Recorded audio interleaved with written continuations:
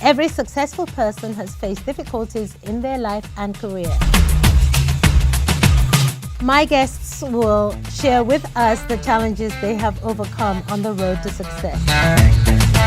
Every week we'll follow their story right here in Life with me, Patti Boulaye. Hello and welcome to Life with me, Patti Boulaye. Now my guest is Lucy K. Allen, a beautiful and very talented opera and classical singer. That's not all to tell you more.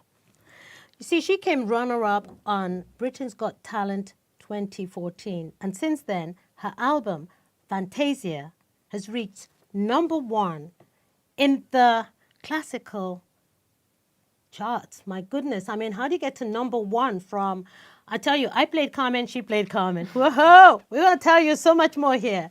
She's toured with big names, big names, including Andrea Bocelli? Bocelli, yeah. Oh, well done. Okay. You know, I've been practicing this name, and I'm going, it's not Botticelli, it's got to be, no, it's Bocelli. Bocelli, got it, yeah. Bocelli.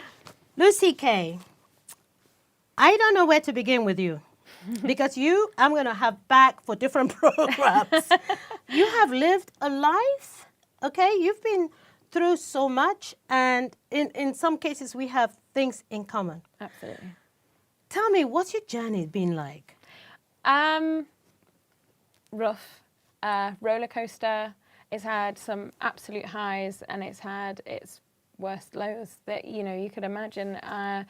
I started life in a happy family, but my father then left, you know, and at the time, as I was a baby, and obviously as I grew up, I couldn't understand. I thought it was me, but, you know, children take things to heart. I since know otherwise. You know, if you've fallen out of love with your partner, you can't possibly stay together. So, yeah, my father left, and then we moved from Leicester, that's where I was born, and we moved to a place called Mansfield.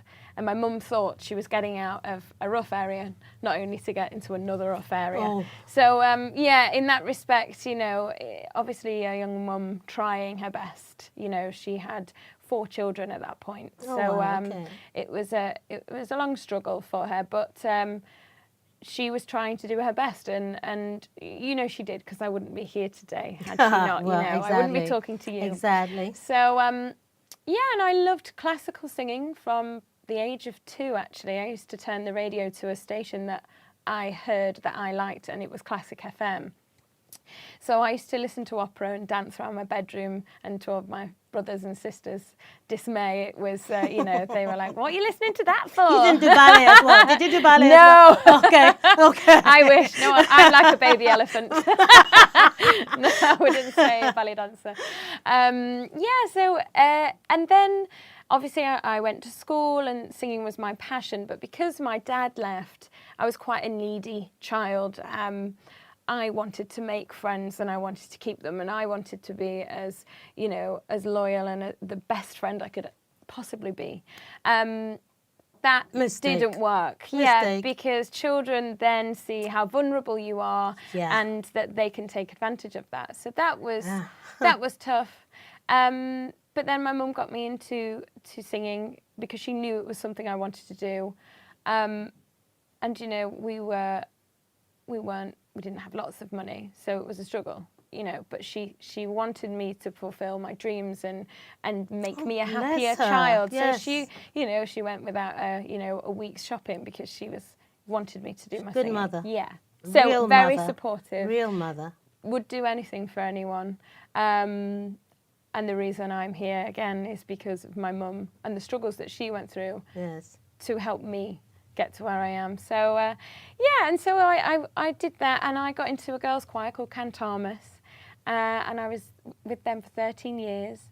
My school life, I struggled. I was always bullied for singing God music, is what they would say to me, because it was classical, because I sang on songs of praise with the choir.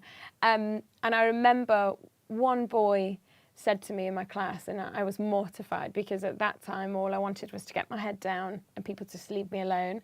And And he said, I saw you on Songs of Praise, and the whole class just went silent. And yeah, I saw you. I was at my nan's and I was watching it, and you were there. And I just thought, and that was the start of a lot of bullying. But I wanted to say, Yeah. why were you watching that program? Thank you. Not only that, Danny, I don't know how many years back that was. That was pure jealousy. Yes. Oh, I completely get that now. But That was at the pure time, jealousy. At the time, I just, I just thought, no, and the panic, and obviously, you're kidding. And I was so young, and I'd only just started secondary school, so I was in year 7. It was tough in that respect. So then I was known as the girl that sings God music, and I just thought, what's the problem? What a wonderful title to have. But when you're young and you're on your own, it doesn't seem so wonderful. So I understand because that. you want to just be left alone. But now I feel very proud that I did that, and that I sang music that lifts people's hearts and souls and connects to them. You see, okay, here is how, from what you have just said, this is how I see it. Okay, you have been trained for show business. I can tell you that.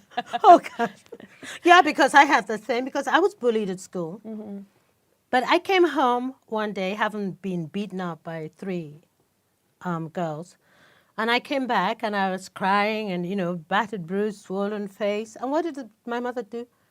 Plop. Because she said to me, "How old are they?" When I told her how old they were my age. Yeah. She slapped me. Really? So I went back the next day and took it out on them. I picked them all one at a time, not together. I found each one and I thought, now let the headmistress punish me.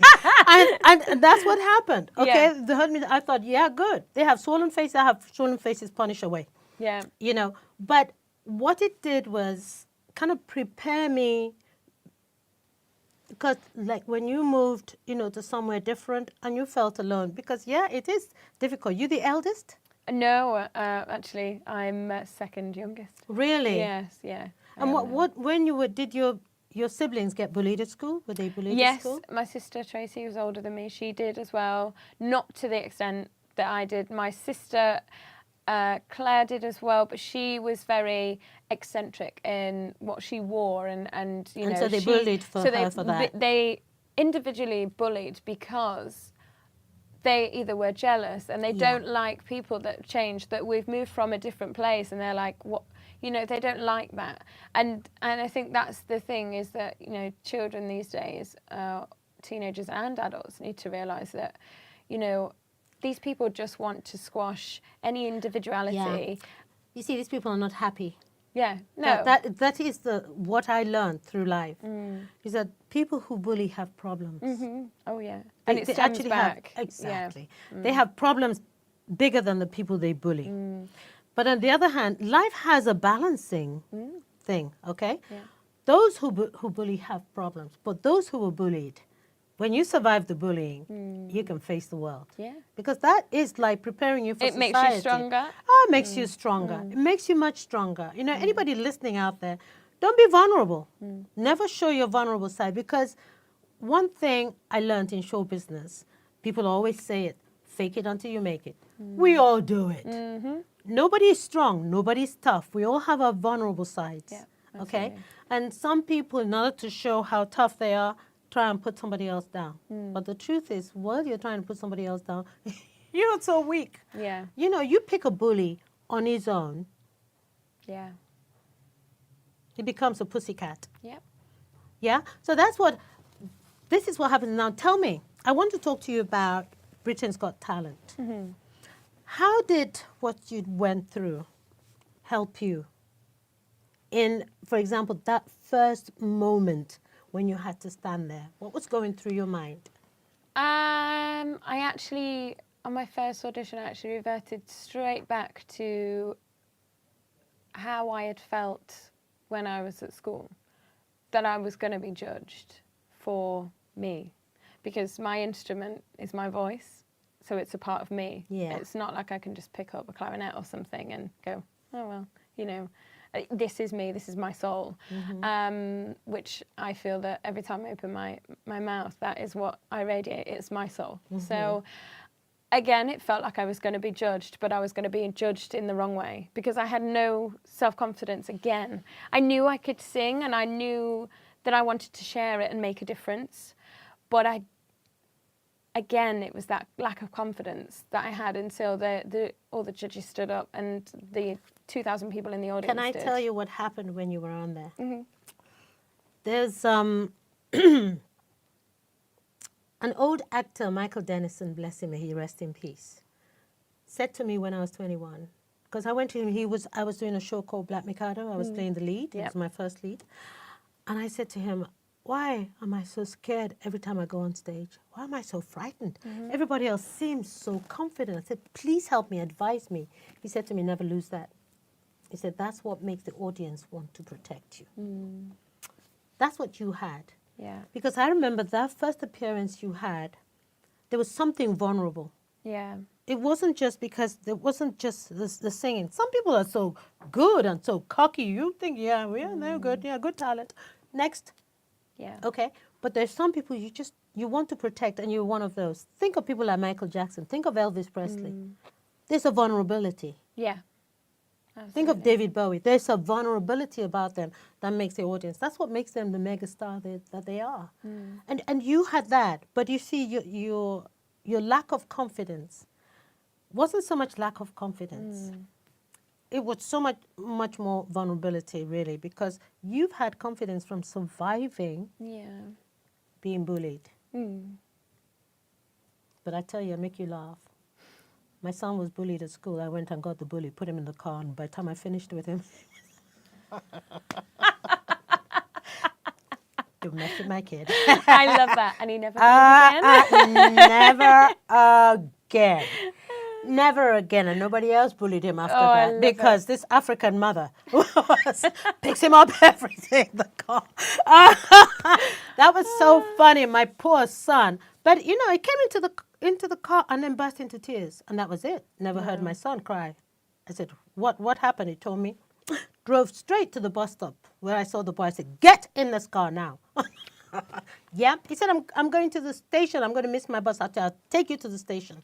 By the time I got to the station, I'm terrible. I'm sorry. I No, I love digress it. there. I love it. Now, tell me, how did you cope with the anxiety of being bullied? How did you cope? It's been a long process. I won't lie in saying that it still sometimes affects me, but not as bad as, it's something, because it went on for nearly a decade, it's something within me that, there is always going to be that vulnerability of, will they accept me? Will they like me? No, use that differently, because I tell you what, there's only one person that I fear. Even though I've been through bullying, I've been through genocide, there's only one person. He has the power over life and death. Yeah. Everybody else, every single man, woman, I don't care, queen, king, whoever, ends up 6 feet under. Yeah. Okay? Life gets snuffed out like that. I want somebody who lives forever. Yeah. Okay? That's my strength. I want somebody who lives forever. So when someone, I look at people, I look at them vulnerable. We are all vulnerable. We are And I suppose that's incredibly something made. to remember. Incredibly. I mean, sometimes I look at myself, I go, my goodness, this piece of machinery, incredible, amazing piece of machinery. Everything works from my hair to my toenail. Incredible. And yet, could go just like that. Absolutely. So you think there's got to be a reason, okay? And so what you do is you find God in everyone. That's what I do. I look for God in everyone. And that kind of takes away from that bullying thing. Yeah. Okay? You look for God in everyone. Some people, the bullies usually have him as passenger. Yeah. Because we all have him in there. Yeah. But people, someone like you, when they were talking about you singing God's song, Yeah. you had him as the pilot of your life. And look where he's taking you. Yeah. And he's even going to take you further. But never lose that vulnerability. No. Because that's what your audience love. I don't think I ever could. I think it's, it's something within me that that I will always stay true to myself, and and I would never get above my station. And I think there's certain things. Yeah. I was actually talking to my partner George the other day about I could be in so many different places. I could be up here, I could be down there, but I'm just here, which is which is me. Which is you. Because I remember when I first got with my first management, and the certain things that they were setting up PR-wise. Oh, we're going to get you a new best friend. We're going to get you to walk out this place holding hands, kiss someone on the cheek. Then it'll go in the papers. Oh, you're kidding and me. that's how we're going to build up your profile. We're going to put you in some really awful outfits, but you know, bad news is still news. It's great. So we want you to walk down the red carpet. I refused a lot of this stuff. I said no because it isn't me. I wouldn't be true to myself.